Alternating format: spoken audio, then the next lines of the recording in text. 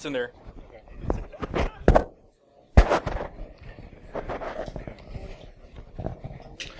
Good afternoon, everybody.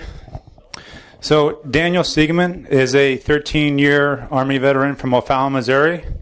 While serving as an infantryman and analyst, he specialized in asymmetrical warfare, threat detection, and counterterrorism. Now, Daniel works as a writer and presenter and volunteers his time with the Missouri Valley Search and Rescue. Hey. Thanks, man.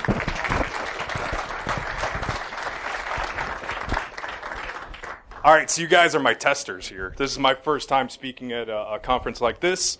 Most of the time, it's been law enforcement organizations, things like that, where sometimes they're a little bit more stiff. So we're going to let loose. This isn't my presentation. This is y'all's presentation. You're here to learn something, right? And hopefully I can do that for you. So everybody feeling good? This is the third shift room, right? All the crazies? Is that how we're doing it? I hope so. I like those people. If I fall, is anybody medically trained? Because this stage is a little short. If you get, right. I'm threat detection, not threat prevention, right? Just put pressure on the wound. Okay, so I'm a little bit different. I have not been working in the computer industry, information, internet, whatever you want to say. I'm going to say some words that you're going to be like, man, I've heard this way too many times. I'm sorry. This is just the way it's going to go. So, if the button would work. See, Jason told me that was going to happen. So, we're going to talk about deconstructing chaos through behavioral detection. You're like, what does that mean? I want to talk about people. I think that's an aspect that people don't really get to within this community. I'm going to talk about what brings attackers to the desk, to the chair, to the computer. And hopefully, we'll get something out of this. Okay? You have not probably heard of me because I've spent a career in the Army, and I just got out not too long ago, but this is where I'm at now, and I have just as much to learn from you guys, and you guys have a little bit to learn from me maybe today. Hopefully. We'll see. Okay? So, the big question is, this is who I am. I was actually born out in Jonesburg, Missouri, somewhere behind a tree.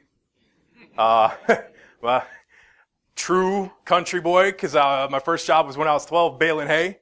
Now I work as a SOC analyst, just getting into the industry. I taught intelligence at a college. I won't say which one. And I've written for places like Small Wars Journal and a couple of 30-letter agencies journals. So if you want to know personal certifications, there you go. I don't really care about it. Hopefully my words will build trust with you guys. It's a relationship between me and you guys, right? So the question is, why? Why do these guys commit these attacks? What makes them want to take from you, disrupt you, your company, your corporation, yourself, take your banking information? So we're going to talk about behaviors, okay? Everybody knows Julian Assange, right? Who's laughing? Who is that? Who is that? The dude from Die Hard. Okay, yeah, I was just messing around. That's Julian Assange. See, it's after lunch, so people are kind of sleepy. I've been there, man. I'm probably sleepy too. Okay, so we got Julian Assange. These are the people you usually know. You know Bradley Manning or Chelsea Manning now, okay? And Sabu, right? Who? Okay, so we'll just guess. And Sup G, Jeremy Hammond, I believe, not his brother Jason. These are the usual people that we hear about all the time, and who's bored of it, right? Okay. Anybody know who that is? If you do, raise your hand. It's not my presentation, it's your presentation. Old dead dude, exactly. I'm going to be talking about a whole shit ton of old dead dudes. Okay, so let me backtrack a little bit. Okay, so that is Karl von Clausewitz. He was a Prussian general, I think, major, what have you. Talked about society and warfare and politics. That is Machiavelli. Please do not think that I'm talking about Machiavelli as in The Prince. I'm talking about Discourses, where Thomas Paine got a lot of his information. We'll get into that. T.E. Lawrence of Arabia. Yeah? Told you, I move around a lot. And some swoopy people, okay? If you know what I'm talking about. Sexual Tyrannosaurus, okay? These are the people I'm going to talk about today, and their methodologies that'll help you within the realm of detecting threats and understanding behaviors of people who commit those threats. So, I'm big on history. This thing here, the statue, is outside the Library of the Congress, and on it says, study the past. I truly believe it. You get a lot of people coming out of college and educational institutions who want to believe that they have the greatest idea, the new thing, and hey, isn't this cool? It's never been done before. I say study the past. It's already been done. Just keep copying everybody's stuff and improve on it, right? Find somebody who knows, that has what you want, do what they do, and then do more. That's the lesson I've always been taught.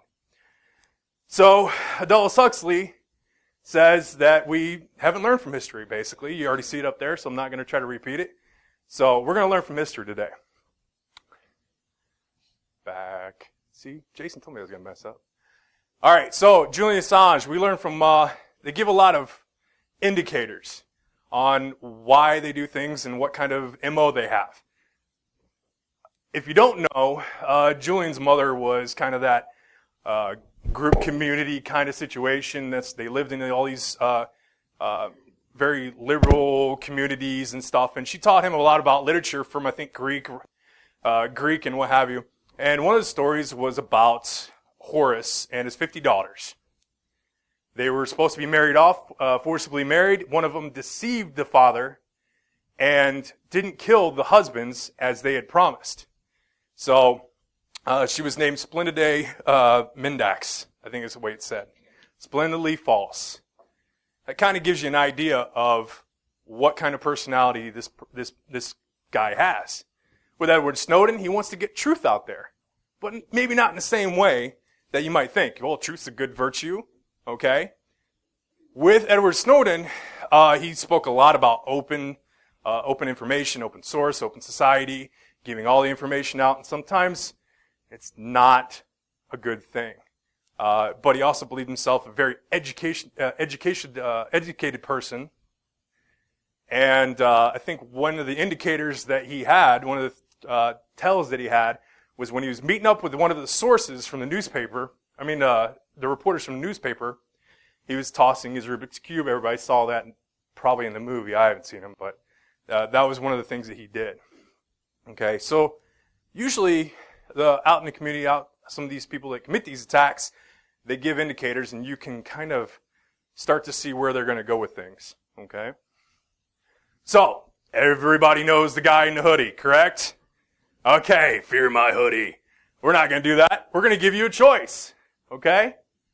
We're either going to make the attacker, the illicit actor, Taserface from Guardians of the Galaxy 2, or Deadpool. Which one? Not my presentation, your presentation. Deadpool, thanks! Good, because I didn't make one for Taserface. See? I read the behavior of the room. There you go. So this is where we're going to go. Like I said, it's after lunch. We have to wake up. We have to be ready. We have to laugh. This is the third shift class, right? Okay. So, as you can probably tell by nowadays, especially with the last year, there's a lot of contention in the air, especially within our own country. An unstable society, as it says, is a precondition for conflict. You see a lot of organizations within our own society, within our own government, that has a lot of problems in different points of view. So, we don't want an unstable society because sometimes people get crazy, right? Everybody know what Terminus is? Okay. Walking Dead, people who eat people. There you go. So, Clausewitz came up with the Trinity. The Trinity is their greatest understanding, according to him, of how societies are supposed to operate. This is the formation of the way a republic is supposed to be formed. What kind of country do we live in? I'm glad. I had a lieutenant who goes, "We live in a democracy." I go, "Really?" Say the Pledge of Allegiance. Waiting for a smiling face.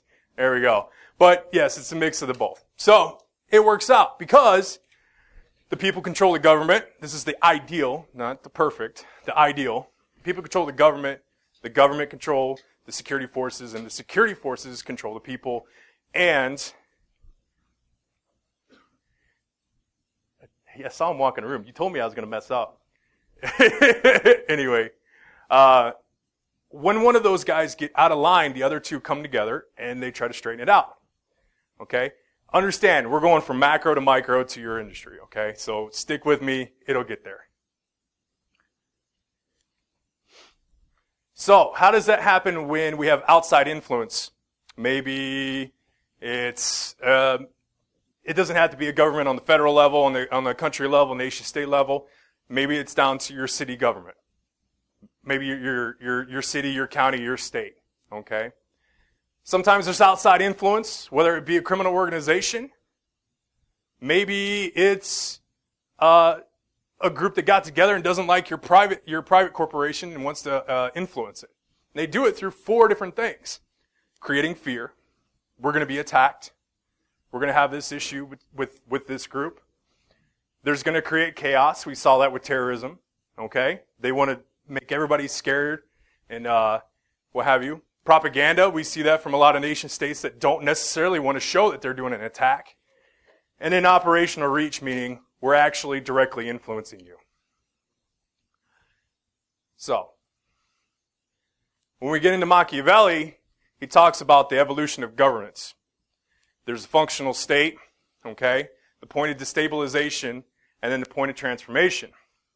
The way that works is through these 4 types of government. Okay, you're autocratic, usually one-person rule, whether somebody was born into it or just did it by coup, okay, or just took it by force. You see that maybe with Arab Spring, places like that. The military generally acts as a buffer between the ruler and the ruled to keep them in power. But the point of transformation usually is that you're maybe taxed too much. As Americans, we understand that, right? Okay. You've been to school, you understand. Maybe it's just that all the money's gone. You're scared of another country coming in, and that person's doing this. So it will generally form that there's no trust with the person that's ruling, and therefore you want to move into a republic. You want the closer representation to represent you and lead you. So what usually happens after that? Maybe they are so far away, they're detached, they don't listen to the people anymore. So the people separate in groups, and they transform into a democracy. Now, you can't trust the leaders to lead, so you trust the people to lead. Unfortunately, sometimes in democracies, you have an intellectual tier that kind of pushes you, okay? Leads these little groups, and you become more decentralized. This is not just on the government, federal government way. This can be down to the state level, like I said before. When you get into the more decentralized groups, you get these far-reaching groups with crazier, different understandings of the way things should be, and they're usually the louder voices, and sensible people maybe don't have such a great voice. Anarchy happens, conflict happens. And you like I said, you move into anarchy. The 3 entities can't trust each other no more, and you have that contention. But somebody has to win. The politics is continued through war until somebody wins, and that one person comes up the lead. And you start all over again. Okay? You're like, what does this got to do with why I'm here? Our number 1 task is to make sure the bad guys keep losing. And we keep winning. Right? I said Deadpool. We're going to keep going with that whole theme. All right, so we want to understand the individuals now. We're going to move down, like I said, macro to micro. So, what is the behaviors that we are looking for? We understand that we could see things happening on the big level, at the state level, what have you. Now we're moving down to the types of personalities that are creating this conflict, these crimes.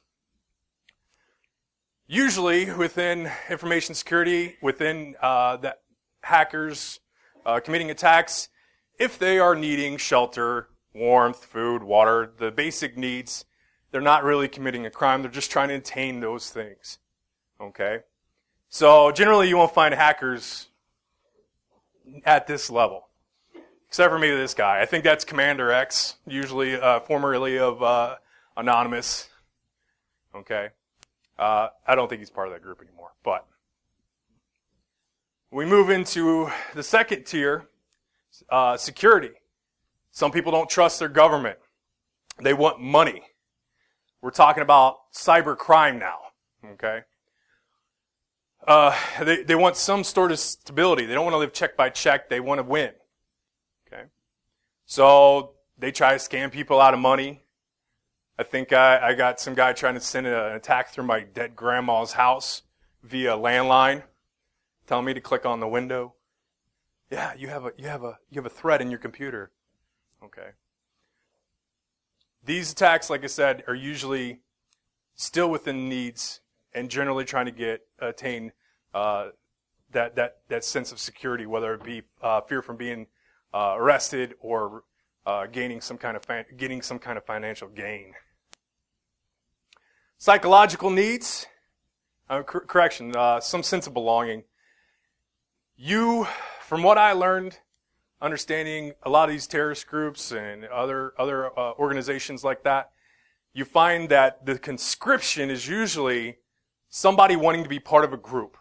Yes, you're going to get power, you're going to get money of some sense by scaring folks around you within those organizations.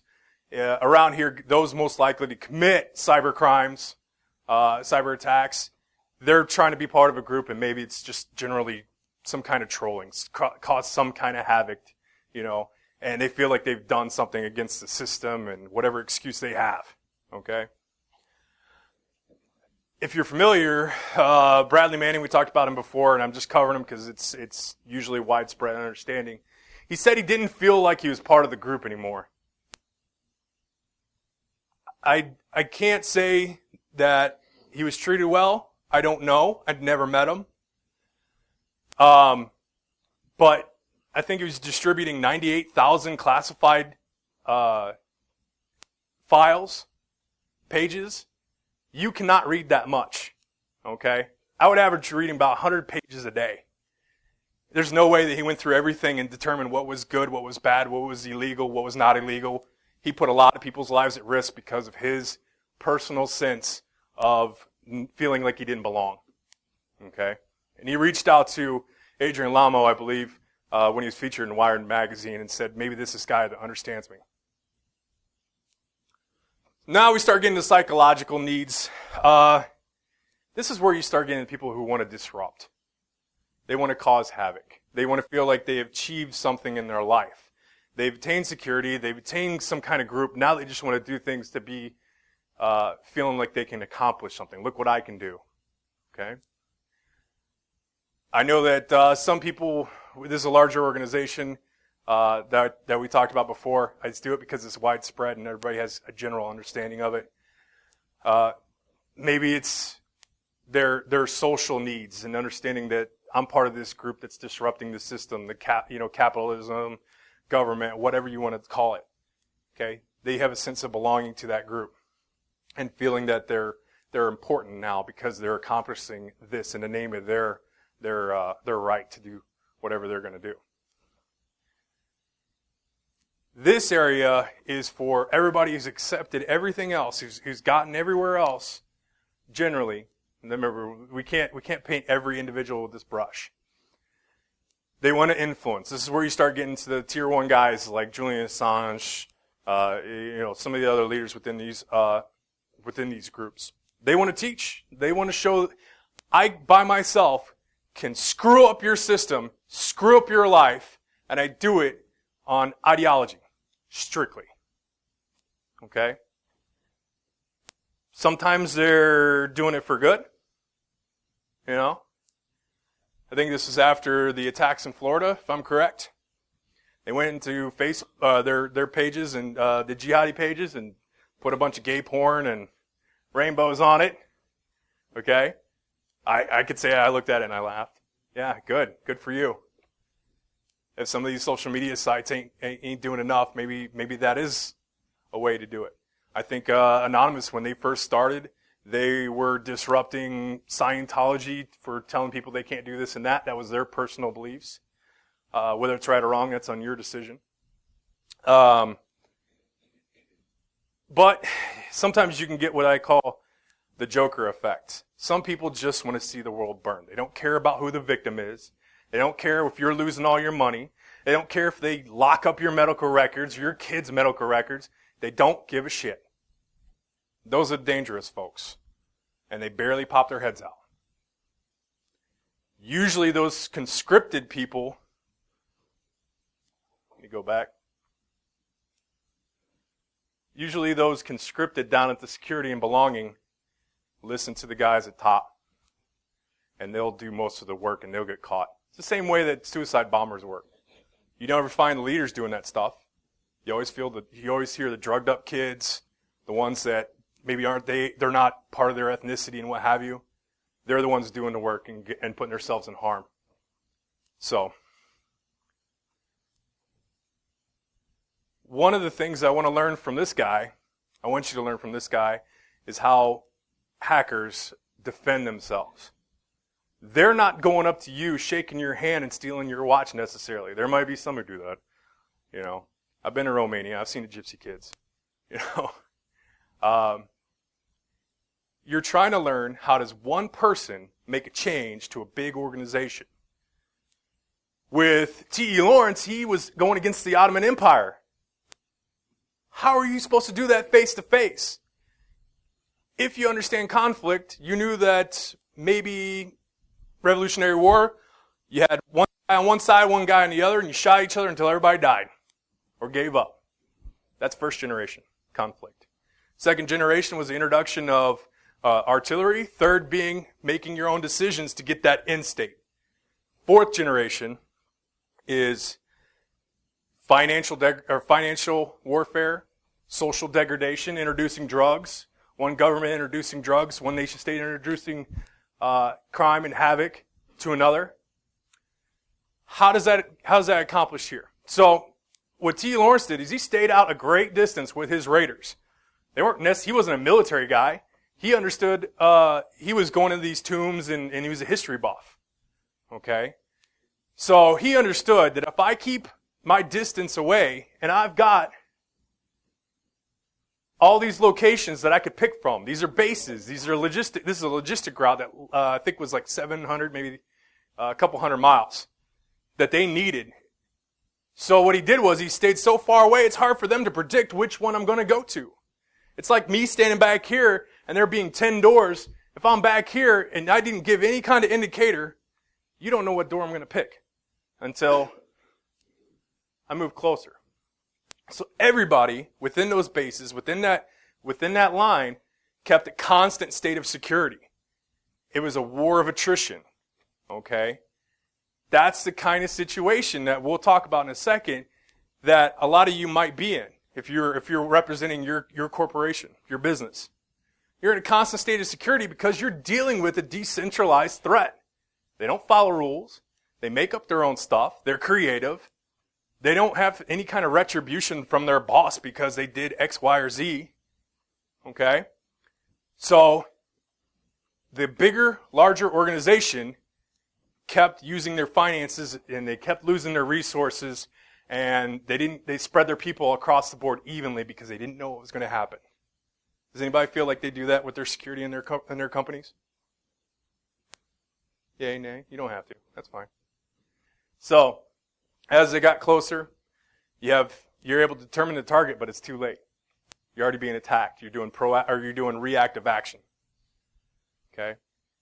You're trying to put a Band-Aid on it rather than trying to keep your organization within good health. So now we're in your world. Okay? If you try to track people by their individual, it's going to be a long process. You're never going to get it right. You're never going to be on time. And you just can't do it when it comes to threats. Okay? I don't know how many of you have to deal with the reactive more than the proactive. I've dealt with the proactive. There's a difference between intelligence and evidence. Am I correct? So, I like hunting. That's the way I'm going to use this. I don't hunt deer by going, hey, there's Bill the deer. Well, Bill likes waking up early. Bill likes, drinking water out of the river rather than going to the lake. I don't do that. I do it based on their behaviors. What are their needs? What are their wants? They need water, they need sleep, they need to procreate. Repeat, right? Well, people are not that far off. They do the same thing. Okay? So, when the attacker goes after you, they need two things. They need capability, and they need your infrastructure. Once they have those two things, use the 5-0. Facilities, individuals, the virtual, the equipment, and the organization. Which is going to be your target? Because that's what they're thinking about.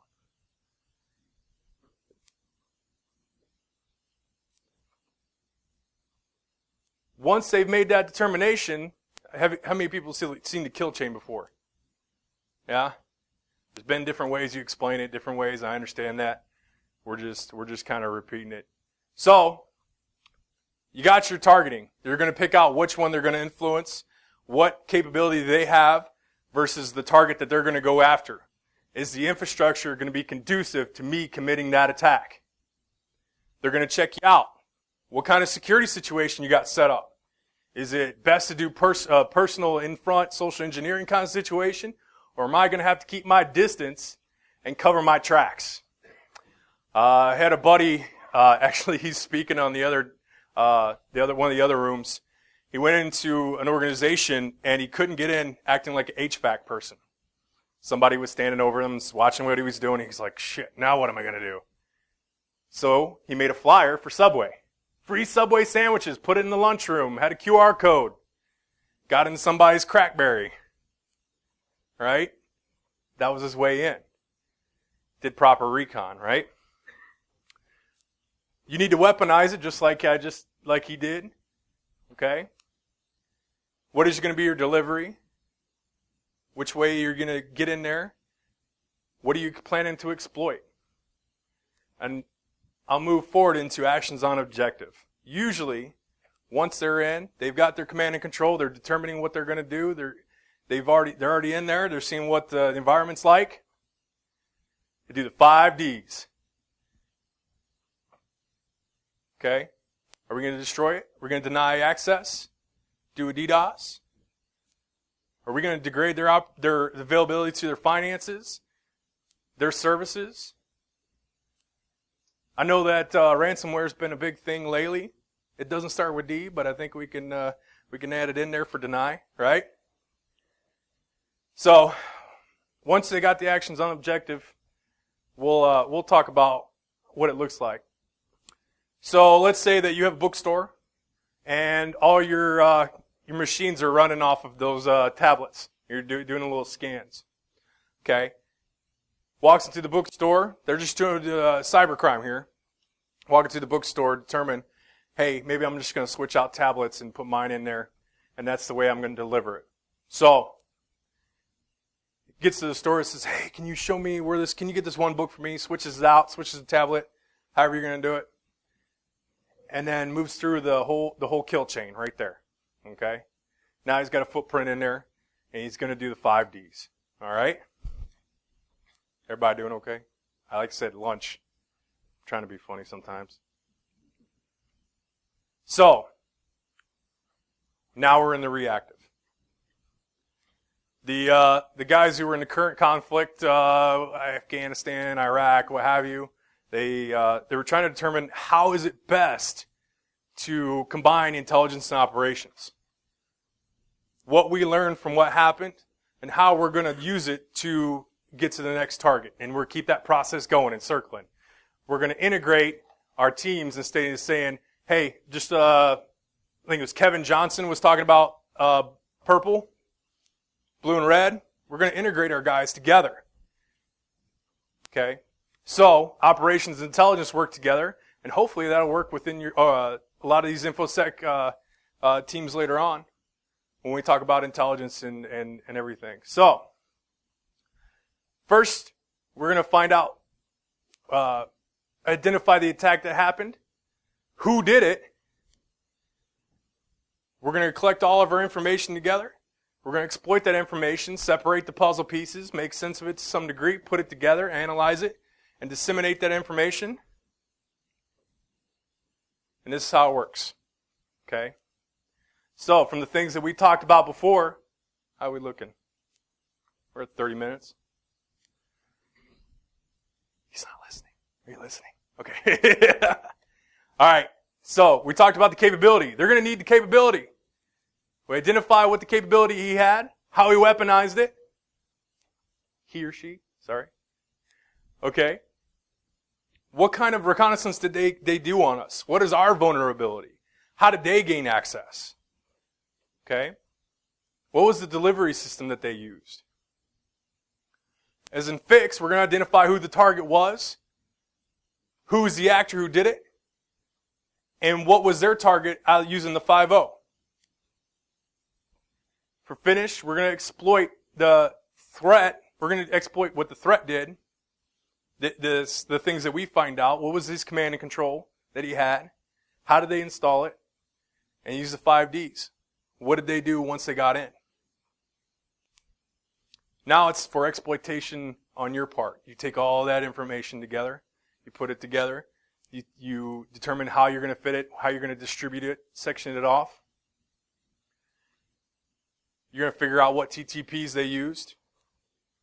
You got to categorize it and know who you're going to send it out to. And then finally disseminate. I'm telling you right now, be open about your information. Okay? I haven't been in the industry very long at all. I'm sure there are organizations that you talk to, that you gain your information to. I think there's like multi-state interagency that talk to each other, send out these emails and talk about the latest vulnerabilities. You get those organizations, you get a hold of them, keep up to date. If you are not open about the way you're getting attacked, and you're trying to keep things close to chest in SA, you're going to find that everybody else is a little bit more vulnerable because of you. You're not going to gain anything by being a corporation, being a business, what have you, and keeping hold of that illicit actor's activities and how they affected you. So, if you do, you'll fail. Every time. If you get a chance, go to TED Talks. There was General Stanley McChrystal. He's wearing mom jeans, but he's still a badass. Okay? Please watch his TED Talks. He talks about how the military, DOD, and those guys, how there was a split in information sharing between the Special Forces guys and the guys that are just regular, okay, law enforcement organizations, 8 guys delivering HA, NGOs. They weren't sharing information at all. Barely. Everybody wanted to have that be the one that's given that grand prize to everybody else. Hey, look what we found out. Okay? But they held on to it too long and they couldn't put actions on the objective. Okay. So, what I ask is, when you're learning about, we're talking about what got him to the chair. And how do we determine this is going to happen? We don't want a constant state all across the board, 100% of our resources used all the time. We're trying to figure out what is the best way to save money. If you're a business, what's the best way that we hold on to our money? We determine what kind of threats are out there. What's the influence that's happening to these guys? What is going on in society to bring them to that point? What are the threats coming? We do that kind of collection that I shouldn't say collection because some people get a little scary about that. I know I'm libertarian to some degree, and a lot of people get worried about that. What I'm saying is keep your eyes on what's going on in the world. You're responsible for the security of your organizations. Keep an eye out. Kind of read the climate. See the indicators. Maybe you got a CEO. He's like, man, I'm getting a lot of hits on my LinkedIn. A lot of people asking me who I am, and maybe you got your own LinkedIn and somebody's hitting you up. Hey, here's a job offer. My name's Mark Smith. Here's this weird little hyperlink. I need you to click and call me back. Get a hold of me. Okay? Trying to determine who works for the organization, who's going to open up. Maybe you got some guy looking in the parking lot. Hey, who works here? Can I get in? Can I tailgate on the way in? Maybe see some candy drops. And you got to assess your environment. Like I said, sometimes you have people that just get into businesses so they can learn more about your organization and move on. Maybe you're the only good guy in the room. I know this is, because we're in a smaller room, it's hard to determine. That's Wreck-It Ralph. The other one's Leroy Jenkins. Okay? Yes. Leroy! Maybe you're the guy that doesn't understand what kind of fight he's in. Okay? They were talking earlier about you didn't understand what kind of security situation you had. You thought you were good with single digits, right? Single characters. Protect your network. Read what's going on. If you can't tell, it's Hillary Clinton scrubbing with the, yeah. I'll leave it at that. Make your own decisions. Protect each other. Share your information. Okay? You're not giving away valuable information that's going to only be saving you money. It's going to save everybody else. And like I said, if you hold it close to chest, it's not going to be conducive to you. Okay? I hope that I gave you something, and I'm going to give you one last thing. I love this first comic. Anybody know what this is? First Superman. I'm not that big of a comic geek. Not super. But I know, and if I'm wrong, correct me. I think it's Jerry Siegel. When he was a kid, his dad owned a laundromat. And one time a guy came in, raising his gun, taking money, threatening everybody. And I believe, no guy said he got shot, but I don't think he got shot. He had a heart attack. And little Jerry Siegel, is it Jerry Siegel? Am I correct? Anybody know? I think it's Jerry Siegel. He's like, I think between 8 and 12. I believe his dad died, and him and his buddy came up with the idea of Superman. What did he give him? Want him to be bulletproof? Fast? He was a kid calling out for somebody to do the right thing, to stand up. He wanted security. He wanted somebody to make a good decision. Who's going to help me out? Go figure, he influenced most of all of us and our parents, right? I'm a sheepdog. Used to be one. Now I just kind of sit on the porch and sleep a lot. But I hope that I can help you guys out, and I hope to learn whatever I can from you. You all are great people, and whether you know it or not, I love you. Thank you for being here.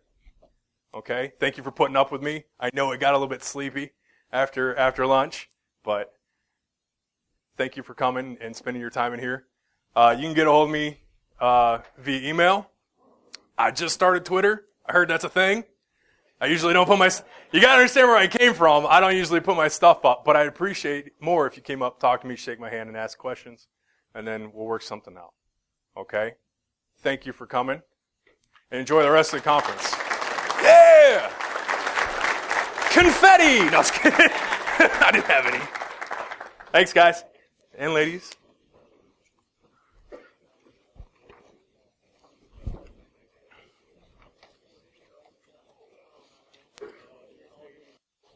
What's up, man?